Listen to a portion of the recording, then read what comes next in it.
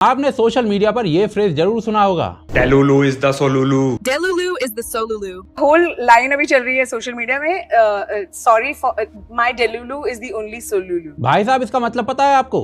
इसका मतलब है कि डिल्यूजन में रहना ही असली सॉल्यूशन है। और इसे सुनकर विराट कोहली ये बोल पड़े थे, नहीं यार, ऐसे कौन बात करता है? Delusion yes is the only solution. Yes sir. My delusion is the only solution. आपने 10th बोर्ड्स पास कर दिए। Thank God I was born in 88.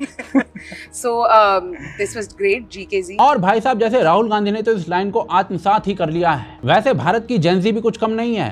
Bharat की कुछ जेनजी ने भी इस लाइन को अपनी बाइबल बनाकर रख लिया है। महिलाओं के लिए आई लव यू टू। और इस डिल्यूजन को सॉल्यूशन मानने का मेजर असर दिख रहा है पार्टनर सिलेक्शन में, यानी हस्बैंड वाइफ तक चुनने में डीलुलू सोलुलू घुस चुका है। देखिए समस्या सिर्फ डेटिंग की नहीं है, शादी की नहीं है, असली समस्या है एक्सपेक्टेशन की।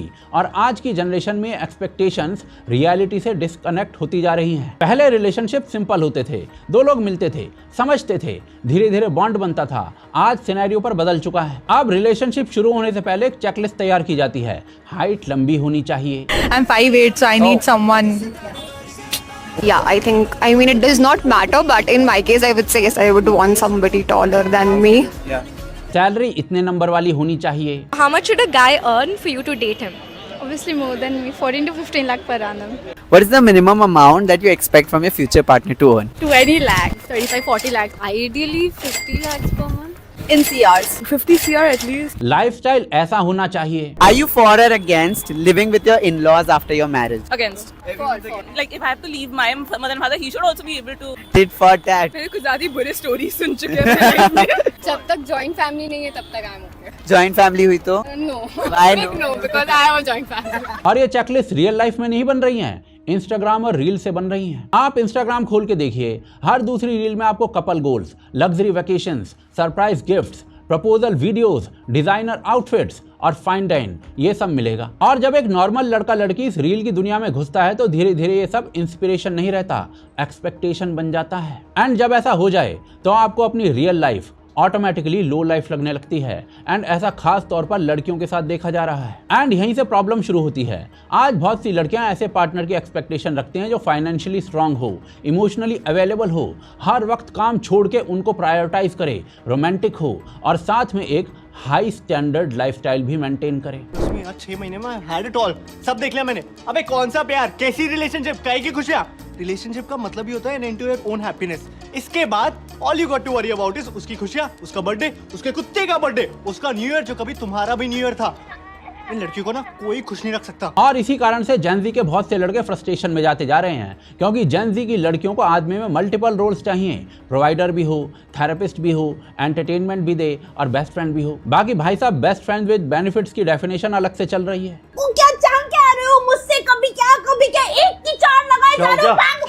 पागल हो गए क्या? हट जाए ऐसे। बट कमिंग बैक, असली सवाल यह है कि क्या ये रियलिस्टिक है, और उससे भी बड़ा सवाल ये है कि क्या ये एक्सपेक्टेशंस रेसिप्रोकेट भी हो रही हैं। आज बहुत सी लड़कियां खुद फाइनेंशियली इंडिपेंडेंट नहीं हैं, लेकिन एक्सपेक्टेशन है कि पार्टनर हाई अर्निंग हो। वो खुद एवरेज लाइफस्टाइल जी रही है, लेकिन एक्सपेक्टेशन है लग्जरी लाइफ की। ये बात हार्श लग सकती है, लेकिन रियलिटी यही है कि एक्सपेक्टेशंस और पर्सनल स्टैंडर्ड्स के बीच गैप बढ़ता जा रहा है। 2023 के क्वालिट्रिक्स सर्वे के डेटा के मुताबिक यंग वुमेन पार्टनर सिलेक्शन में फाइनेंशियल स्टेबिलिटी को टॉप प्रायोरिटी देती हैं, even when their own earning are not up to the mark. और भारत में भी अर्बन डेटिंग ट्रेंड इसी डायरेक्शन में जा रहे हैं। मैट्रिमोनियल प्लेटफॉर्म्स और डेटिंग एप्स के डेटा में ये बात साफ दिखाई देती है कि मेजॉरिटी वुमेन अपवर्ड प्रेफरेंस दिखाती हैं। जीवन साथी के डेटा के अनुसार 80% मेल जो हैं वो अपने से कम कमाने वाली महिला के साथ शादी करने के लिए बिल्कुल तैयार हैं, लेकिन बस 15% महिलाएं ऐसे हैं जो अपने से कम कमाने वाले लड़के से शादी कर सकती हैं। अब देखिए, प्रेफरेंस होना अलग चीज है, हर किसी को बेटर लाइफ चाहिए, लेकिन जब एक्सपेक्टेशंस डिस्प्रोपोर्शनेट हो जाएं तब प्रॉब्लम होती है। आप खुद 30,000 कमा रहे हो, लेकिन एक्सपेक्टेशन है कि पार्टनर 3 लाख या फिर 30 लाख कमाए। आप खुद बेसिक लाइफस्टाइल जी रहे हो, लेकिन एक्सपेक्टेशन है कि आपके पास तो भाई यॉट हो। और फिर उसी सेटअप को फेमिनिज्म के नाम पर जस्टिफाई किया जाता है। आपके फ्यूचर हस्बैंड का मिनिमम सैलरी कितना होना चाहिए?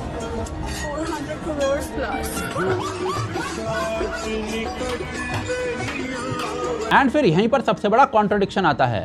फेमिनिज्म का मतलब इक्वालिटी है, अपॉर्चुनिटी की, रिस्पेक्ट की, चॉइस की इक्वालिटी। लेकिन अगर एक्सपेक्टेशन सिर्फ एक तरफ से हो तो वो इक्वालिटी नहीं है, वो डिपेंडेंसी है। एंड अगर आप भाई साहब फाइनेंशियली कंट्रीब्यूट नहीं करना चाहते तो ये भी आपकी चॉइस है, लेकिन फिर आपको ओपनली एक्सेप्ट कर लेना चाहिए कि आप ट्रेडिशनल सेटअप में हो। आप साइमल्टेनियसली ट्रेडिशनल बेनिफिट्स और मॉडर्न लेबल्स दोनों नहीं ले सकते हो। फ्रैंकली आज कंफ्यूजन यहीं पर है। एक तरफ लड़कियों के अंदर इंडिपेंडेंस का नैरेटिव है और दूसरी तरफ लड़के के ऊपर फाइनेंशियली डिपेंडेंट होने की एक्सपेक्टेशन। एग्जैक्टली यही मिसमैच रिलेशनशिप को अनस्टेबल बना रहा है। और ये माइंडसेट आ कहां से रहा है? इसकी रूट्स वेस्ट में है। वेस्ट में पहले ट्रॉफी वाइफ का कॉन्सेप्ट होता था, यानी कि एक ऐसी महिला जो खुद नहीं कमाती थी, फाइनेंशियली दूसरे पर डिपेंडेंट होती थी, लेकिन उसकी अपीयरेंस स्ट्रांग होती थी, वो सुंदर दिखती थी और वो किसी अमीर आदमी से शादी कर लेती थी। लेकिन ये एक नीश कॉन्सेप्ट था, हर कोई ऐसा नहीं चाहता था और हर किसी को ये ऑप्शन भी नहीं मिलता था। लेकिन आज सोशल मीडिया ने इस कॉन्सेप्ट को डेमोक्रेटाइज कर दिया है। अब हर किसी को लगता है कि वो उसी लाइफस्टाइल को अचीव कर सकता है। लेकिन डिफरेंस ये है कि पहले ट्रॉफी वाइफ बनने के लिए भी कुछ स्टैंडर्ड्स होते थे, अब एवरेज लड़कियां भी सेम एक्सपेक्टेशन पाल रही हैं, क्योंकि सोशल मीडिया ने पूरे परसेप्शन को बदल कर रख दिया है। आप रील्स में रोज देख रहे हैं लग्जरी लाइफस्टाइल, तो आपको लगता है कि ये लाइफस्टाइल नॉर्मल है, लेकिन ये नॉर्मल नहीं है, ये हाईलाइटेड रील है। और जब आप किसी रील में हाईलाइटेड किसी चीज को रियलिटी समझ लेते हैं, तब डिससैटिस्फैक्शन शुरू हो जाता है। लेकिन अब इसमें एक और लेयर जुड़ती है बिहेवियरल एक्सपेक्टेशन की। आज सिर्फ फाइनेंशियल एक्सपेक्टेशन नहीं है, पर्सनैलिटी एक्सपेक्टेशन भी एक्सट्रीम है। जेन ज़ी में लड़कियां एक ऐसा पार्टनर चाहते हैं जो फाइनेंशियली स्ट्रांग हो लेकिन इमोशनली सॉफ्ट भी हो, असर्टिव हो लेकिन कभी डोमिनेट ना करे, केयरिंग हो लेकिन कभी डिसएग्री ना करे, एम्बिशियस हो लेकिन हमेशा टाइम दे और हर सिचुएशन में परफेक्ट बिहेव करे। मतलब एक ऐसा कैरेक्टर जो रियल वर्ल्ड में एग्जिस्ट नहीं करता। ये एक्सपेक्टेशंस कहां से आ रही हैं? मेजर रोल कोरियन ड्रामा और वेस्टर्न रोमांटिक कंटेंट का है। If you have an option to marry an Indian guy or a Korean guy? Korean guy. के ड्रामास के अंदर मेल लीड हमेशा परफेक्ट दिखते हैं, वो अमीर होते हैं, गुड लुकिंग होते हैं, इमोशनली एक्सप्रेसिव होते हैं और फीमेल लीड के अराउंड रिवॉल्व करते रहते हैं। एक तरीके से उनकी लाइफ का पर्पस ही रिलेशनशिप दिख रहा होता है और ऑडियंस सबकॉन्शियसली उस पूरे बिहेवियर को एक आदर्श बिहेवियर मान लेती है। लेकिन मेरे मुन्ना, रियल लाइफ में ऐसा नहीं होता है और भारत में तो पॉसिबल ही नहीं है। रियल आदमी के पास रिस्पॉन्सिबिलिटीज होती हैं, वो हर वक्त इमोशनली अवेलेबल नहीं हो सकता है। जैसे कि अजय सान्याल ने धुरंधर में कहा था कि ज्यादातर भारतीय लड़कों को वैसे ही जीवन जीने की आदत हो जाती है। हम मर्द हैं जसकिरत, पैदा होने से मौत तक हमारा कर्तव्य है लड़ना, अपने मकसद के लिए, अपने सपनों के लिए, अपने हक के लिए।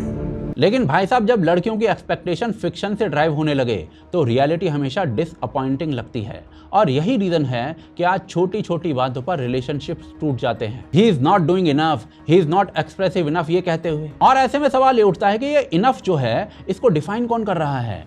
इंस्टाग्राम, नेटफ्लिक्स या फिर रियल लाइफ? अब एक साइकोलॉजिकल फैक्टर भी है जिसे रिलेटेबिलिटी बायस कहते हैं। जब कोई इन्फ्लुएंसर या कंटेंट क्रिएटर आपको रिलेटेबल लगता है, आप ऑटोमेटिकली उसकी बातों को सच मान लेते हो। अगर कोई लड़की आपकी तरह दिखती है, आपकी तरह बोलती है, आपकी तरह लाइफ जीती है, तो आप मान लेते हो कि उसकी एक्सपेक्टेशंस भी रियलिस्टिक हैं। लेकिन रियलिटी ये है कि सोशल मीडिया का कंटेंट बड़ी सावधानी से चुना जाता है। आप जो देख रहे हो वो पूरी स्टोरी नहीं है, वो एक कंटेंट क्रिएट किया गया है जिसमें चीजों को हाईलाइट करते हुए आपको दिखाया जा रहा है। इसके अलावा दूसरा फैक्टर है हालो इफेक्ट।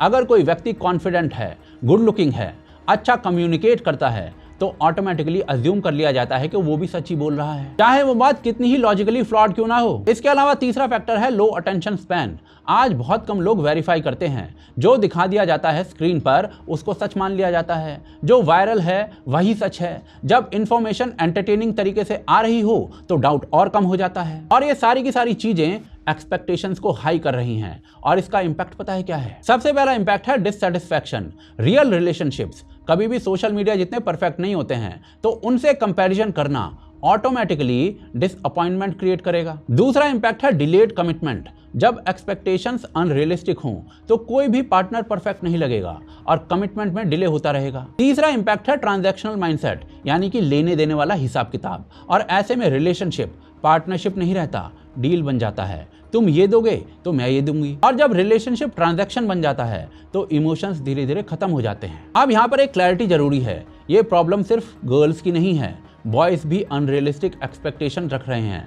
लेकिन जेन ज़ी गर्ल्स के केस में ये ट्रेंड बहुत ज्यादा विजिबल है, क्योंकि सोशल मीडिया इन्फ्लुएंस ज्यादा स्ट्रांग है और ये ट्रेंड भारत में अभी शुरू हुआ है लेकिन तेजी से ग्रो कर रहा है। बड़े शहरों में ऑलरेडी दिखाई भी दे रहा है। टियर 2 और टियर 3 सिटीज में ये धीरे धीरे पहुंच रहा है और अगर ये कंटिन्यू रहा तो आने वाले समय में रिलेशनशिप डायनामिक्स पूरी तरीके से बदल जाएंगे। अब ऐसे में इसका सॉल्यूशन क्या है? सॉल्यूशन सिंपल है लेकिन अनकंफर्टेबल है।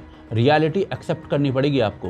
अगर आप हाई वैल्यू पार्टनर चाहते हो तो आपको खुद भी उस लेवल पर आना पड़ेगा। अगर आप लग्जरी लाइफस्टाइल चाहते हो तो आपको कंट्रीब्यूट करना पड़ेगा। अगर आप इमोशनल मैच्योरिटी एक्सपेक्ट करते हो तो आपको खुद भी मैच्योर होना पड़ेगा, समझना पड़ेगा बात, क्योंकि रिलेशनशिप इक्वालिटी से चलती है, इल्यूजन से नहीं चलती। और सबसे इंपॉर्टेंट बात, सोशल मीडिया को रियलिटी मत समझिए, क्योंकि सोशल मीडिया एंटरटेनमेंट है, रेफरेंस पॉइंट नहीं है। एंड रिलेशनशिप इंस्टाग्राम रील नहीं होती, रियल लाइफ होती है।